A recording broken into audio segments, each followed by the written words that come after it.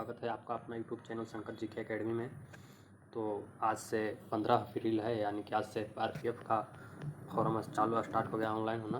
तो आप लोग पहले इसके बारे में, ऐसा नहीं कि लोग करते हैं कि आता है स्टार्ट होता है सब ऑनलाइन करना स्टार्ट करते हैं, तो आप पहले इसके बारे में पूरा जानकारी ले लें।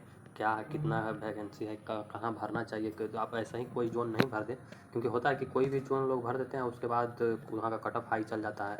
तो इसके लिए लोग नंबर अच्छा नंबर लाकर भी लोग चुक जाते हैं। इसलिए आप पहले इसका पूरा वीडियो देख लीजिए, पूरा एनालाइज कर लीजिए किस में भरना है, कब से लास्ट डेट है, कब से शुरू है, सब हम आपको बताते हैं, जानकारी देते हैं। क्या एग्ज़ाम पैटर्न है इसका, क्या रहने वाला है, कट ऑफ क्या जाएगा, वो तो हम अगर आप लोग को कहिएगा तो अगला वीडियो लेकर आएंगे कट ऑफ के ऊपर। क्या पिछला बार गया है, क्या अगला उससे कंपेयर करेंगे, कितना वैकेंसी किस में था, ये सब आप कंपेयर कर जोन चूज करें। तो आपका शायद कम नंबर में ही कभी होता है कि जोन वाइज होता है। पिछले बार के जैसा था, एक जोन में बहुत कम कट ऑफ गया था या फिर जोन में। तो आप पहले इसका वीडियो भी देखिए। चलिए आइए। तो जान रहे हैं जैसा कि आज से आवेदन स्टार्ट, देखिए 15 तारीख से आवेदन की तिथि प्रारंभ है। 15 अप्रैल 2024 से हो गया आज से स्टार्ट। आपका लास्ट डेट जो रहने वाला है, लास्ट डेट आपका 14 यानी कि 14 मई तक रहने वाला है लास्ट डेट। तो आप उतना लास्ट का नहीं देखिए कि हमको लास्ट में भरना है।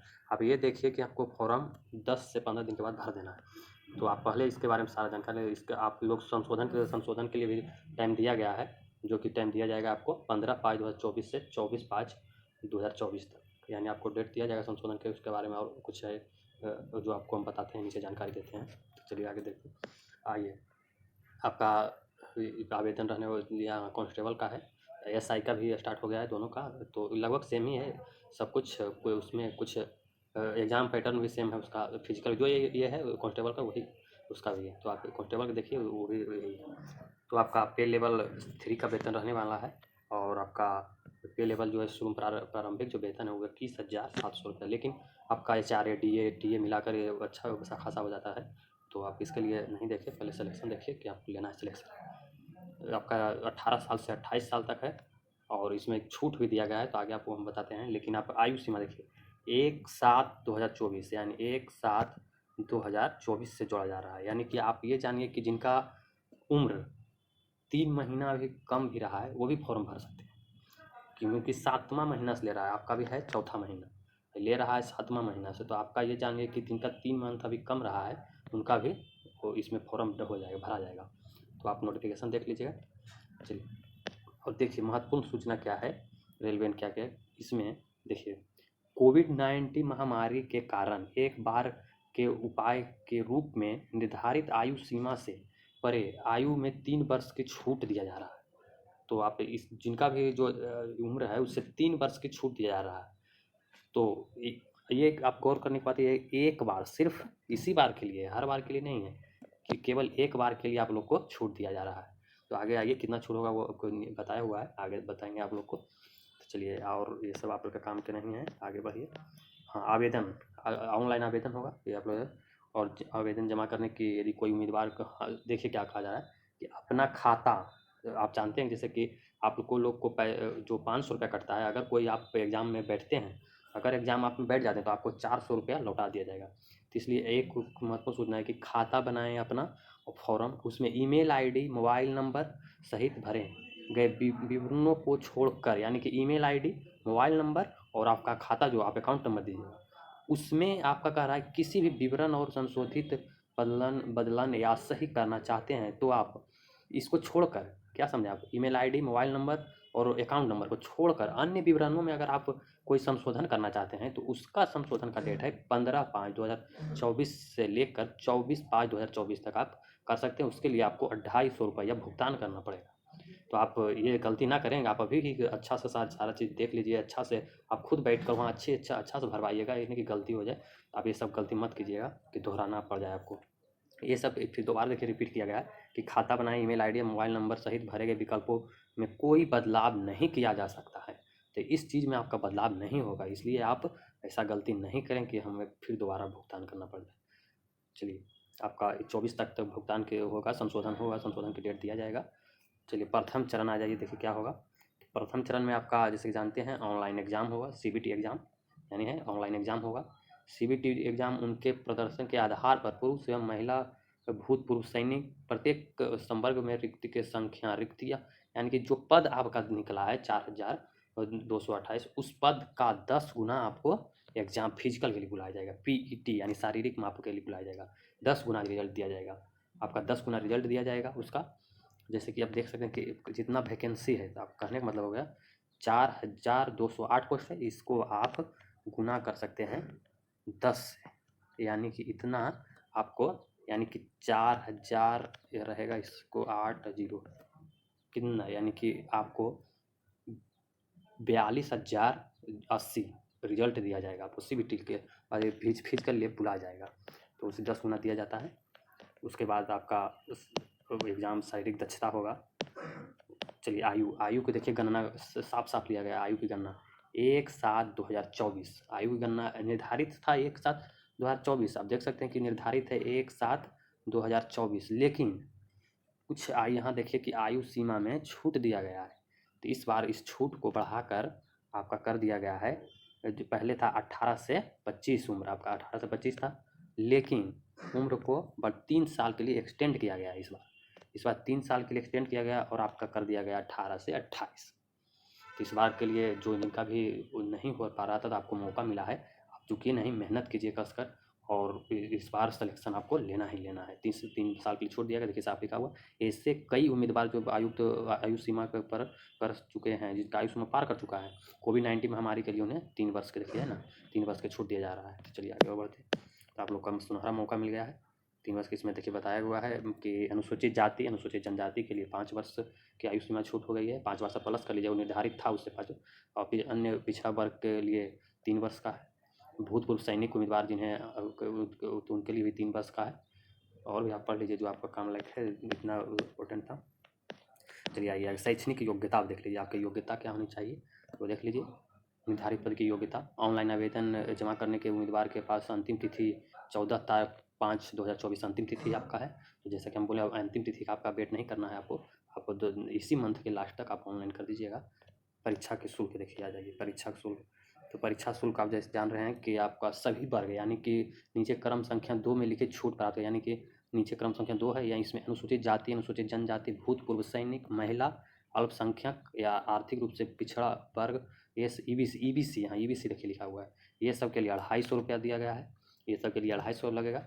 और आप बाकी सब, यानी कि बाकी आपका यूआर हो गया, या फिर ईडब्ल्यूएस हो गए, या फिर ओबीसी हो गए, ये सब के लिए 500 रुपया लगने वाला है फी, ये सब के हम लोग के लिए 500 लगने। लेकिन देखिए एक और क्या कहा गया है, चलिए कलर लेते हैं। कहेगा कि पहले चरण की कंप्यूटर आधारित परीक्षा में सम्मिलित होने पर शुल्क 500 रुपया में से 400 रुपया वापस आपके बैंक में कटा शेष भेजे, यानी कि अगर आप पीटी यानी सीबीटी दे देते हैं, परीक्षा में बैठ जाते हैं, तो आपको 400 रुपया आपको लौटा दिया जाएगा। लेकिन सबसे बड़ा गलती यहाँ लोग करते हैं, आप इस गलती को नहीं करें, कोई नहीं बताएगा, हम बता रहे हैं आपको, कि आप जब ऑनलाइन करने जाइए तो आप खुद अपना अकाउंट दीजिए। लोग क्या करते हैं, साइबर कैफ़े वाला, वो बच्चे को, कितने बच्चे को नहीं पता रहता है, तो वो जल्दी भरने के वक्त में वो साइबर कैफ़े अपना अकाउंट नंबर दे देता है, और उसके आप परीक्षा में तो बैठ गए आप, और वो रिफंड जो पैसा होता है वो साइबर कैफ़े वाले के अकाउंट में चलाता है, आपका पैसा तुरंत चला गया।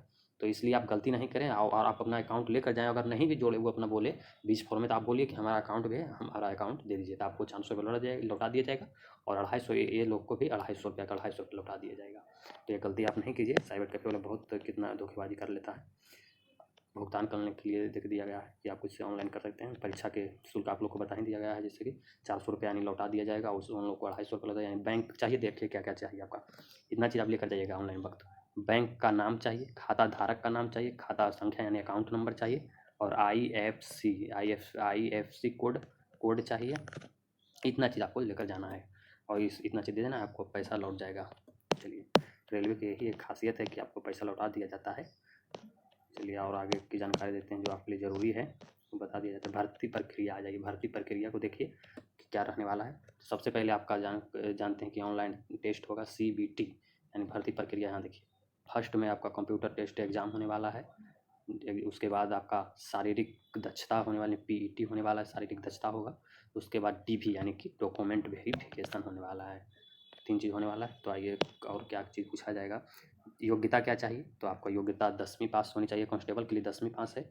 CBT पैटर्न पर एग्ज़ाम होगा। आपका एग्ज़ाम पैटर्न सबसे बड़ा देखिए, कुल अवधि आपको 90 मिनट दिया जाएगा, उसमें आपको 120 क्वेश्चन रहेगा, 120 मार्क्स का रहेगा। प्रत्येक उम्मीदवारों को प्रत्येक सही उत्तर के लिए 1 अंक दिया जाएगा। प्रयास नहीं किए गए प्रश्न के लिए कोई अंक नहीं। जैसे आप अनअटेम्प्ट कर दें, नहीं छोड़ देंगे, उस क्वेश्चन को बनाया ही नहीं है, तो आपको न नंबर दिया जाएगा नहीं काटा जाएगा। तो आप जानते हैं गलत रहता है उसी पर कटता है। लेकिन देखिए, प्रत्येक गलत उत्तर नकारात्मक अंक 1/3 यानी 1/3 नेगेटिव मार्किंग है, 1/3 कट जाएगा। कोई शिफ्ट में आयोजित शिफ्ट ये जानते हैं कि आप नॉर्मलाइज होता है। मिनिमम पास मार्किंग जो रखा गया है ईडब्ल्यूएस और जनरल ओबीसी के लिए 35% है, और एससी एसटी के लिए 30% मिनिमम अंक आना ही आना चाहिए। चलिए आगे देखते हैं।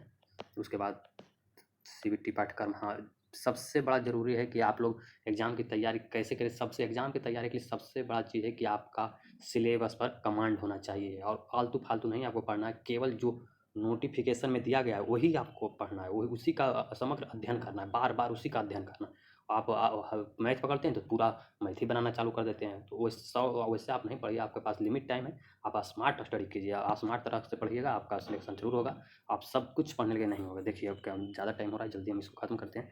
सिर्फ आपका मैथ पूछा जाएगा 35 अंक का, जिसमें संख्या प्रणाली, पूर्ण संख्या, दशमलव संख्या, भिन्न रहेगा, अंक गणित रहेगा, रहने वाला है परसेंटेज, रेशियो, एवरेज, ब्याज यानी प्रॉफिट एंड लॉस भी रहने वाला है, परसेंटेज भी रहने वाला है, छूट भी रहने वाला है, डाटा इंप्रेशन यानी कि स्टैटिक वाला भी रहेगा, क्षेत्र मिति रहेगा, समय दूरी रहेगा, आदि प्रश्न पर। यानी कि एडवांस आपको ज़्यादा नहीं पढ़ना, लेकिन आपका अर्थमेटिक और नंबर सिस्टम पर कमांड होना चाहिए। आगे आइए, रीजनिंग से आपका 35 रहने वाला है, रीजनिंग भी 35 नंबर के रहने वाला है। तो रीजनिंग का तैयारी आप कर लीजिए। रीजनिंग करीब करीब हर चैप्टर से ही पूछा जाता है, देख लीजिएगा कौन कौन सा। देखिए ये सब चैप्टर है, आपको इसका स्क्रीनशॉट ले लीजिए, और इसका स्क्रीनशॉट लेकर आप इसी का बार बार अध्ययन के कोडिंग डिकोडिंग हो गया, निष्कर्ष हो गया, कथन कारक हो गया, वर्ग वाला आ जाएगा, चित्र वाला आ जाएगा, रिलेशन आ जाएगा, यही सब रहने वाला है। तो आप इसका बार बार अध्ययन करें। और देखिए सामान्य जागरूक यानी कि इसमें जीके जीएस 50 नंबर का रहेगा, जिसमें आपका पर्यावरण समाज के लिए इनके सामान्य जागरूकता परीक्षण वर्ग, वर्तमान घटना, करंट अफेयर्स भी रहने वाला है, वर्तमान घटना भी है यानी करंट अफेयर्स भी रहने वाला है। इसके अवलोकन के अनुसार ऐसे मामले परीक्षण किए जाते हैं। शिक्षित उम्मीदवार, तो यही सब भूगोल, इतिहास रहने वाला है, हिस्ट्री, कला संस्कृति, भूगोल, अर्थव्यवस्था, अर्थशास्त्र रहेगा, राजनीतिक रहेगा, संविधान का खेल रहेगा, फिर विज्ञान रहेगा, सारा जीके जीएस तो सारा ही रहने वाला है। तो आपको जीके जीएस सब मैथ रीजनिंग का पूरा कमांड बनाना है। मैथ रीजनिंग कस के पढ़िए, आप जीके जीएस भी पढ़िए, ऐसा बात नहीं है, सब जरूरी होना है।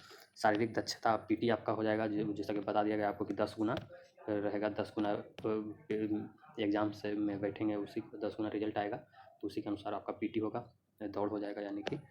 चलिए हाँ, सबसे बड़ा चीज़ आपको पूछते हैं कितना हाइट है, कितना है।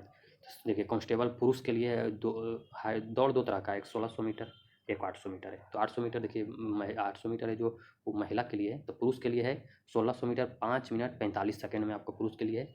लंबी कूद यानी लॉन्ग जंप 14 फीट है, हाई जंप 4 फीट है पुरुष के लिए। इसमें 1600 मीटर आप थोड़ा, ये 5 मिनट 45 सेकंड जो बहुत ज़्यादा है, ऐसा नहीं समझिए कि दौड़ ही हल्का होता है। तो आप एग्जाम पहले दीजिए, उसके बाद अगर अच्छा आपका एग्जाम रहता है तो आप दौड़ना चालू कर दीजिए।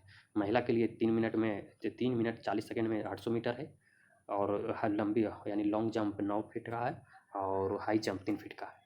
चलिए आगे हाइट का बात है। हाइट है ईडब्ल्यूएस, जनरल और ओबीसी तीनों के लिए है 1.65 पुरुष का हाइट है, महिला का हाइट 157 है, और चेस्ट पुरुष का चेस्ट 80 सेंटीमीटर से होना चाहिए, और फुलाकर आपका 85 होना चाहिए, 5 आपका एक्सपेंड करना चाहिए यानी फूलना चाहिए।